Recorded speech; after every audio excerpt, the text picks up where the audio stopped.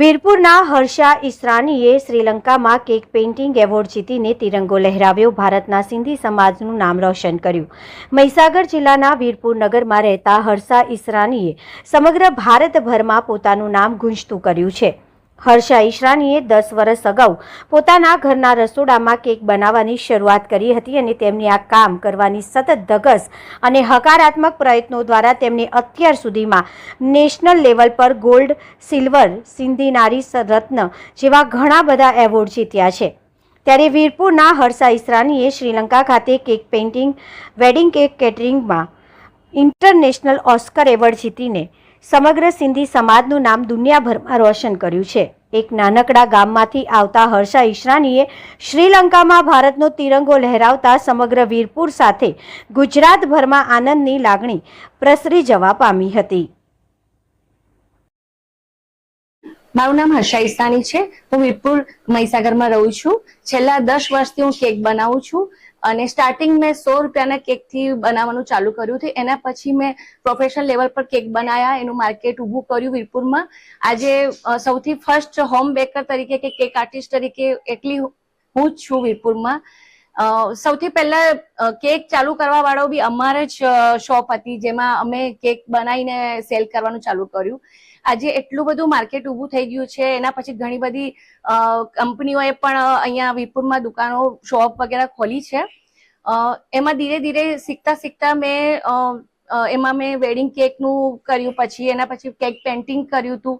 અત્યારે માર્કેટમાં wedding cake અને કેક પેઇન્ટિંગ વધારે ટ્રેન્ડમાં છે। એમાં બહુ મુશ્કેલીઓ પડી, કેમ કે એક તો રૂરલ એરિયો છે અને એમાં લોકોને એવી ગણતરી હતી કે ભાઈ એ કેક તો ઈંડાવાળી જ હોય, એગલેસ હોતી જ નથી। પણ 10 વર્ષ મને આમાં લાગી ગયા લોકોને સમજાવતા, અને લોકોએ સપોર્ટ પણ બહુ સારો કર્યો। આજે મારા ક્લાયન્ટ જે એકવાર કેક લઈ જાય છે એ વારે ઘડી આવે જ છે, રિપીટ થાય જ છે, એટલે એ લોકોને ટેસ્ટથી મતલબ છે। અને એક તો હોમ બેકર તરીકે હું છું ને કેક આર્ટિસ્ટ બી છું, એટલે એમને અવનવી ડિઝાઇનો, થીમ વાઇઝ કેક બધું મારા ત્યાં મળી રહે છે, એટલે વારી ઘડી રિપીટ થાય છે। એમાં મેં સ્ટાર્ટિંગમાં તો 100 રૂપિયાથી ચાલુ કર્યું, જેમ કે મેં કીધું કે એમાં ક્રીમ નહોતું, પછી મેં ધીરે ધીરે એમાં ક્રીમ વાળા ચાલુ કર્યા।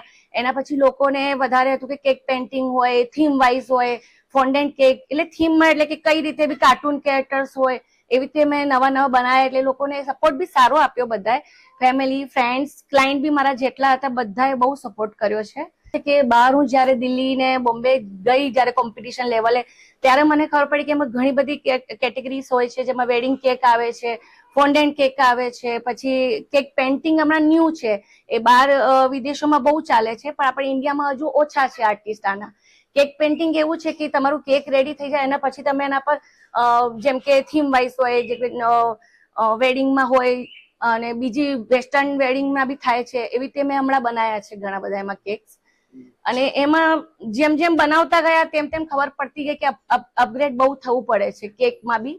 મેં હમણાં જેમ એવોર્ડ મળ્યો મને, ઓસ્કર એવોર્ડ, એના માટે મેં છે ને વેડિંગ કેક બનાવ્યા હતા મેં, અને એમને ત્યાં કોલંબો ખાતે એ લોકોએ છે ને ટીમ મૂકી હતી, એમાં બધી મેં ફોર્મ ભર્યો હતો, એટલે એ ફોર્મ ભર્યો અને એ લોકોને સિલેક્શન કર્યું હતું, ત્યારે એમને મારી પેઇન્ટિંગ્સ બહુ ગમી હતી। એમાં મેં થીમ વાઇઝ રાધા કૃષ્ણ બનાવી હતી, પીછવાઈ પેઇન્ટિંગ બનાવી હતી, એ લોકોને બહુ જ ગમી, એટલે એ લોકોએ પછી મને સિલેક્શન કર્યું હતું। એ માટે મને બહુ જ ખુશી થાય છે અને પ્રાઉડ ફીલ થાઉં છું કે એક રૂરલ એરિયામાં તમે રહો છો ને ત્યાંથી તમે ઇન્ટરનેશનલ લેવલ પર જયારે આપણું કામ કોઈને ગમે છે, એટલે બહુ જ આમ આનંદ થાય એમ। અને એમાં શું છે કે હજુ રૂરલ એરિયો એટલે કે કોઈને વિશ્વાસ નહીં થતું હોય કે ગામડામાં કશું મળતું બી નથી, એમાં બધું મટીરિયલ બી હું બહારથી લઈને આવીને બનાવું છું, એવું છે। વેડિંગ કેકમાં અત્યારે લોકો 3 ટાયર 4 ટાયર કેક પસંદ કરી રહ્યા છે। એમાં બી મેં જ્યાં કેક બનાવ્યો તો કોલંબોમાં, જે લોકોને બહુ ગમ્યો છે, એમાં થીમ હતી ઇન્ડિયન વાઇઝની હતી, એટલે એ લોકોને ઇન્ડિયન થીમ, રાધાકૃષ્ણ થીમ હતી, ને પછી મેં રાજસ્થાની થીમ પણ બનાવી હતી, એ લોકોને બહુ જ ગમ્યું હતું। એટલે એમાં હું હજુ બી હજુ સારી થીમ વાઇઝ અને લુકમાં ટ્રાય કરવાનો પ્રયત્ન કરીશ। એમાં સૌથી પહેલા મારા ફેમિલી મેમ્બર્સ, જેમ કે મારા હસબન્ડ, ચાઇલ્ડ અને સમાજ અને જે ક્લાયન્ટ હતા, જેમણે મારે 100 રૂપિયાથી સ્ટાર્ટિંગ થી લઈને અત્યાર સુધી મારો સપોર્ટ કર્યો છે, એ બધાની હું ખૂબ આભારી છું।